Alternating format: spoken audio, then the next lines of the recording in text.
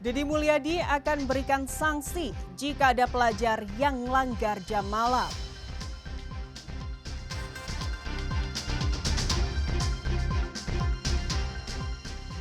Keluarga korban longsor Gunung Kuda terus menanti ditemukannya jasad yang dicari.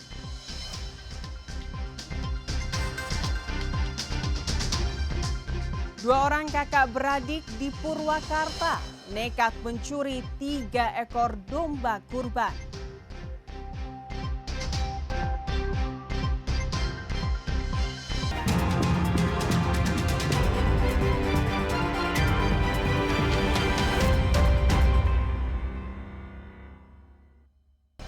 Selamat pagi saudara, selain ketiga informasi utama tadi, kami masih memiliki informasi menarik lainnya. Saya Fida Latas akan menemani Anda dengan berita independen terpercaya. Kita simak Kompas Jabar selengkapnya.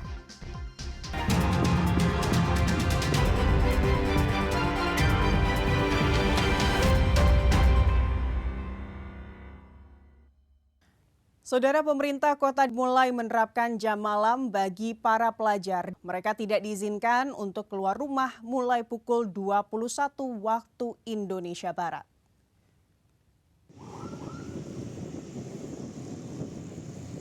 Surat edaran Gubernur Jawa Barat tentang penerapan jam malam mulai disosialisasikan oleh pemerintah Jawa Barat bersama Satpol PP Kota Sukabumi. Sosialisasi dan advokasi kepada pelajar agar berada di rumah maksimal jam 9 malam. Hal ini dilakukan sebagai upaya pencegahan berbagai perilaku menyimpang di kalangan pelajar. Hal ini juga untuk menjaga kesehatan mereka dan mempersiapkan diri lebih baik untuk belajar keesokan harinya. Sekretaris Dinas Pendidikan Provinsi Jawa Barat, Deden Saiful Hidayat, yang memimpin langsung kegiatan sosialisasi di Kota Sukabumi, langkah ini awal dari pelaksanaan kebijakan dengan melakukan pendekatan persuasif melalui sosialisasi dan advokasi. Kebijakan ini bukan sekedar membatasi aktivitas malam hari, namun bagian dari pendidikan karakter melalui pendekatan Pancawaluya, yaitu menjadikan anak-anak yang baik, benar, cerdas, sehat, dan terampil. Malam ini kita memulai untuk mengimplementasikan surat edaran gubernur tentang advokasi kepada masyarakat agar anak-anak kita usia sekolah itu sampai jam 9 harus ada di rumah. Saya pikir ini efektif dan sesuatu yang baik sehingga anak-anak kita bisa sehat, kemudian bisa menyiapkan belajar lebih hebat lagi di pagi harinya. Dan tadi saya melihat di beberapa tempat anak-anak kita alhamdulillah mungkin sudah dapat informasi ada 1-2 orang yang memang sudah kita berikan advokasi. Malam ini kita sosialisasi dan advokasi.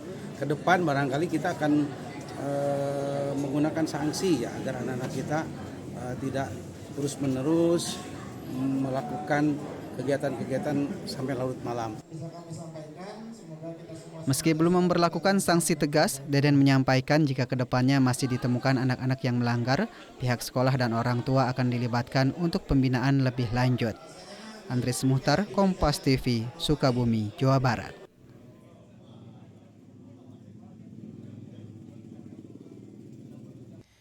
Pemerintah Provinsi Jawa Barat sudah menerapkan aturan jam malam bagi pelajar. Jika melanggar aturan tersebut, Deddy Mulyadi tidak segan untuk memberikan sanksi barak militer bagi para pelanggar. Pemerintah Provinsi Jawa Barat sudah menerapkan aturan jam malam bagi anak berstatus pelajar. Dalam surat edaran, siswa dilarang keluar rumah dari pukul 9 malam hingga pukul 4 pagi. Aturan ini sudah diterapkan di 27 kota kabupaten se-Jawa Barat pada hari Senin lalu. Jika ada anak yang melanggar, pihak sekolah akan melayangkan surat peringatan kepada siswa. Di samping itu, jika terus membandel, Deddy Mulyadi tidak segan untuk mengirimkan siswa nakal tersebut ke barak militer. Ya gini, karena mereka kan sudah tidur jam 9 nih. Karena sudah tidur jam 9, maka pekerjaan di sekolah diselesaikan di sekolah. Karena selama ini kan ada sesuatu yang ironi. Ironinya bagaimana? Gurunya ngasih PR pada muridnya, yang ngerjainnya orang tuanya. Pas soal jam malam itu kan mudah mulai sosialisasi kan setiap malam. Nah, kalau ada siswa yang kedapatan di ada luar, SP1 nanti dari kepala sekolahnya. oh dari sekolah berarti Ya sekolah, nanti dia nanti kan melaporkan ke sekolah tuh, nanti terintegrasi, tersistem. Dan itu nanti sistem aplikasinya akan kita buat. Laporan dari polisi, laporan dari Babin Kamdikmas, Babinsa, laporan dari kepala desa, RT RW, nanti masuk ke sistem aplikasi kita. Sehingga nanti di peta data, Kepala Dinas Pendidikan Provinsi sudah terbaca setiap hari. Ada berapa anak yang bolos, ada berapa anak yang sakit, ada berapa anak yang malamnya itu begadang. Itu nanti ada petanya. Selain itu, Deddy Mulyadi juga melarang pekerjaan rumah atau PR diberikan kepada murid. Menurut Gubernur Jawa Barat, pemerintah Provinsi Jawa Barat nantinya akan membuat aplikasi yang terintegrasi untuk mendata siswa yang melanggar jam malam. Sunandar, Kompas TV, Bandung, Jawa Barat. Saudara Gubernur Jawa Barat Deddy Mulyadi akan menerapkan masuk sekolah pada jam 6:30 pada ajaran baru. Aktivitas belajar yang lebih pagi membuat para siswa punya tambahan 1 hari libur di akhir pekan. Gubernur Jawa Barat Deddy Mulyadi akan menerapkan masuk sekolah pada jam 6:30 pagi hari pada ajaran baru nanti. Deddy Mulyadi mengajak seluruh bupati dan wali kota se-Jawa Barat untuk menerapkan kebijakan tersebut di daerahnya masing-masing. Aktivitas belajar yang lebih pagi ini membuat siswa SMP dan SMA punya tambahan 1 hari libur saat akhir pekan. Deddy Mulyadi mengatakan penerapan masuk pagi ini nanti ada aturan teknis di setiap UPT di setiap daerah. Jikalau jaraknya jauh dari rumah ke sekolah bisa menyesuaikan. Pengelolaan gini, jadi jam 6.30 itu dulu saya waktu jadi bupati mulai jam 6. Dan banyak daerah pegunungan. Nah, kalau seperti nanti kita bisa lihat, yang penting kan standarnya 6.30. Dari standar 6.30 nanti ada aturan teknis, Pak.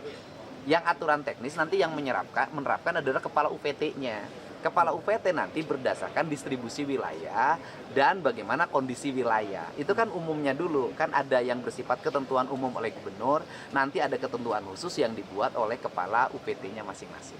berarti menyesuaikan dengan kultur wilayah. Tapi kalau di daerah pegunungan malah jaraknya lebih dekat, Pak. Kalau ke SD dan SMP.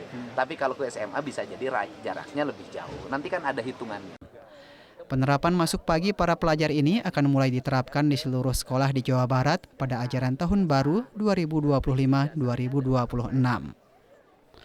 Sunandar, Kompas TV, Bandung, Jawa Barat.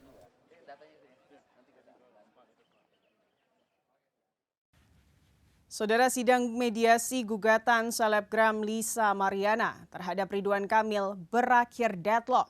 Informasinya akan hadir usai jeda.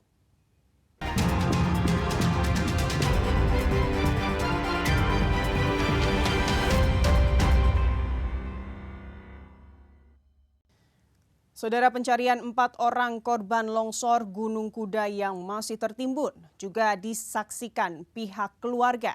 Mereka berjuang bersama sebisanya agar anggota keluarga mereka ditemukan.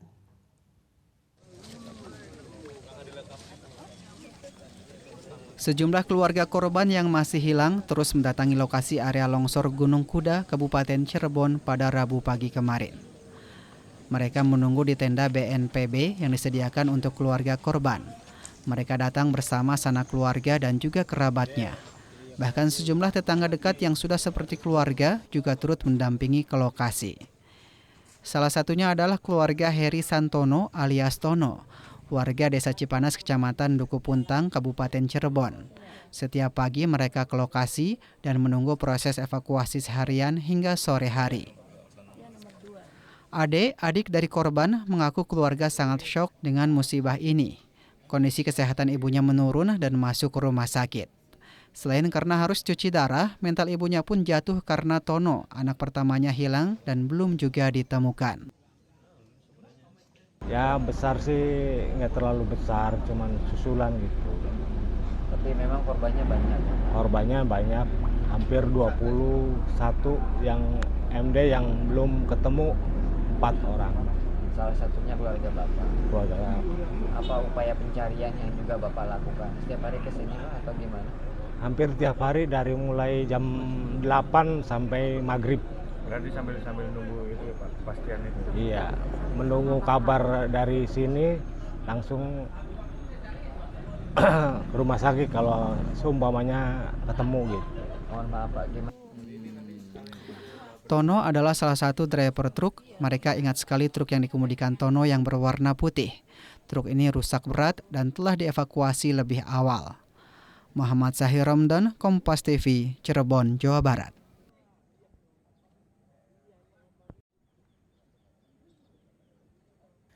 Saudara, sidang mediasi gugatan perkara selebgram Lisa Mariana terhadap mantan Gubernur Jawa Barat Ridwan Kamil berakhir deadlock pada Rabu siang kemarin. Tidak hadirnya Ridwan Kamil pada sidang mediasi gugatan ini akan dilanjutkan ke tahap sidang pokok perkara. Didampingi oleh sejumlah pengacara, selebgram Lisa Mariana menghadiri sidang mediasi gugatan perdata terhadap mantan Gubernur Jawa Barat Ridwan Kamil di Pengadilan Negeri Bandung pada Rabu siang.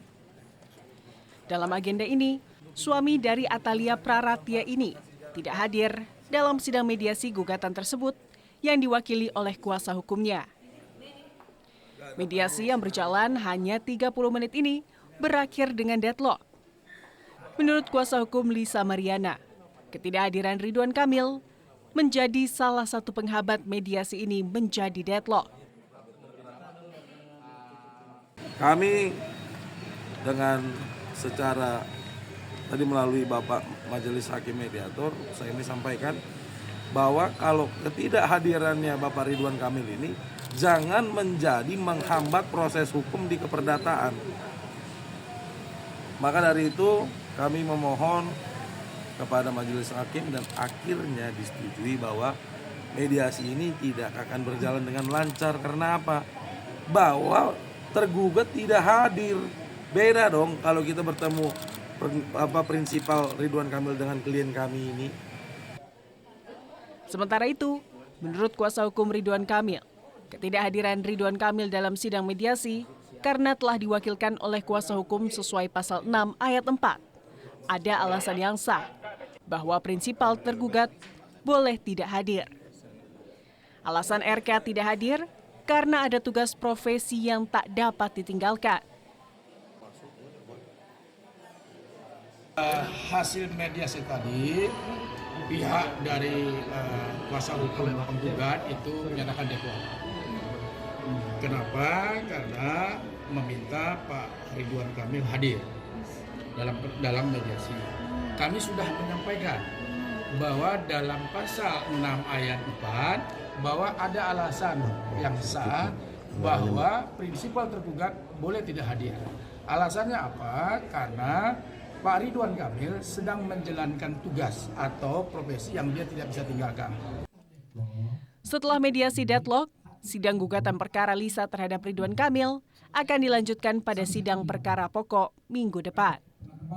Abdul Rohim, Kompas TV, Bandung, Jawa Barat. Sementara itu, saudara, tergiur dengan tingginya harga ternak domba jelang Idul Adha. 2 orang kakak beradik berusia lanjut di Purwakarta nekat mencuri 3 ekor domba.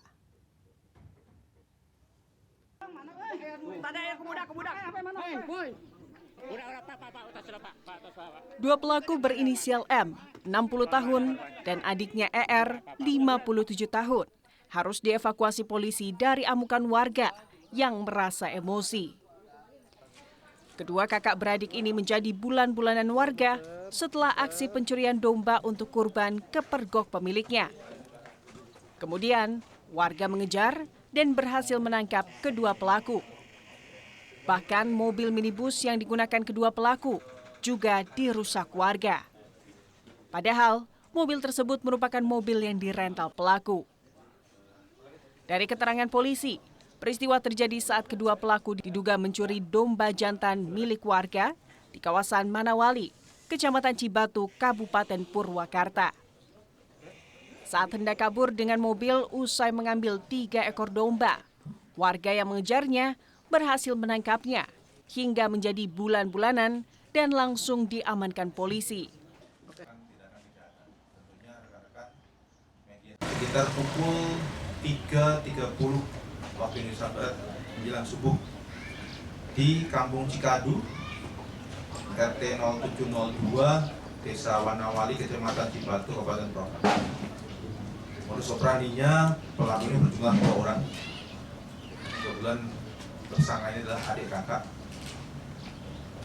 Sama-sama mengambil 3 ekor domba di kandang halaman belakang rumah korban. Keduanya kini mendekam di sel tahanan Polres Purwakarta. Atas perbuatannya, kedua pelaku dijerat pasal 363 KUH Pidana dengan ancaman hukuman 7 tahun penjara. Henry Irawan, Kompas TV, Purwakarta, Jawa Barat. Sementara itu, saudara, jamaah haji Indonesia diberangkatkan menuju Arafah untuk melaksanakan wukuf. Informasinya akan hadir usai jeda. Tetap bersama Kompas Jabar.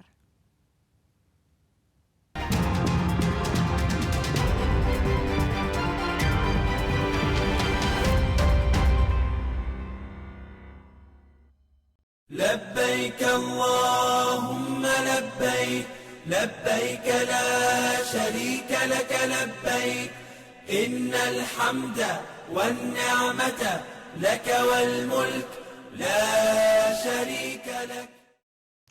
Saudara, beginilah proses jamaah haji Indonesia diberangkatkan dari hotel menuju Arafah untuk melaksanakan wukuf. Proses pemberangkatan dilakukan secara bertahap dengan pengaturan yang ketat demi kelancaran dan kenyamanan seluruh jamaah. Sejak pagi hari, jemaah haji Indonesia mulai bersiap-siap untuk melaksanakan puncak haji. Dengan pakaian ihram, para jemaah berkemas dan siap-siap diberangkatkan menuju Arafah. Tahap pertama pemberangkatan jemaah haji ke Arafah dijadwalkan mulai pukul 10 waktu Arab Saudi. Seluruh proses ini dilaksanakan berdasarkan pembagian syarikah, markas, dan hotel tempat jemaah haji menginap. Setiap syarikah bertanggung jawab untuk memastikan jemaah yang berada dalam naungannya diberangkatkan dengan tertib dan sesuai jadwal tanpa membedakan asal-usul jemaah berdasarkan syarikah masing-masing.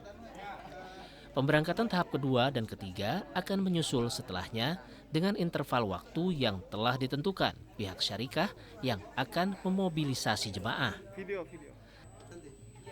Dari hotel tempat jemaah menginap, pemberangkatan dilakukan dengan semangat kebersamaan dan harapan agar seluruh ibadah haji berjalan dengan lancar dan khusyuk.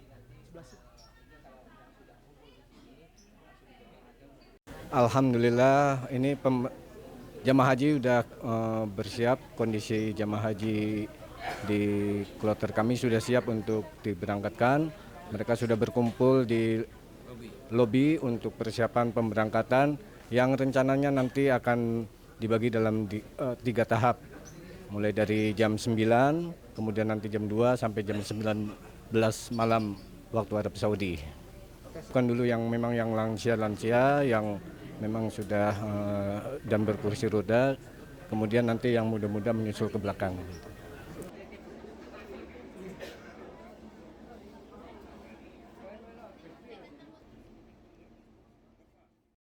Untuk mengetahui proses pemberangkatan jamaah haji menuju Arafah, berikut laporan jurnalis Kompas TV Jawa Barat, Azif Ardiansyah dari Mekah, Arab Saudi.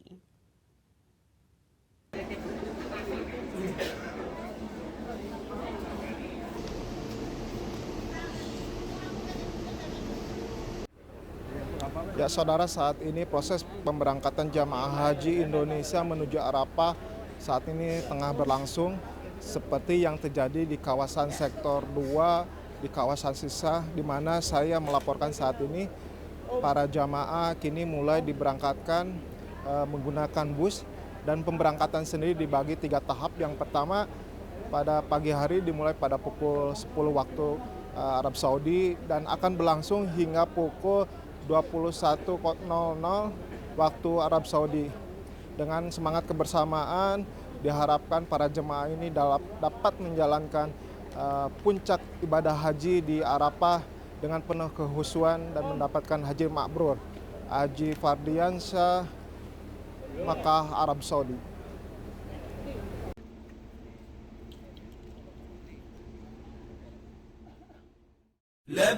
لبيك اللهم لبيك لبيك لا شريك لك لبيك إن الحمد والنعمة لك والملك لا شريك لك. Saudara, dengan berakhirnya informasi tadi sekaligus mengakhiri Kompas Jabar episode hari ini. Selamat Hari Raya Idul Adha 1446 Hijriah. Saya Fida Latas beserta kru yang bertugas mengucapkan terima kasih dan sampai jumpa.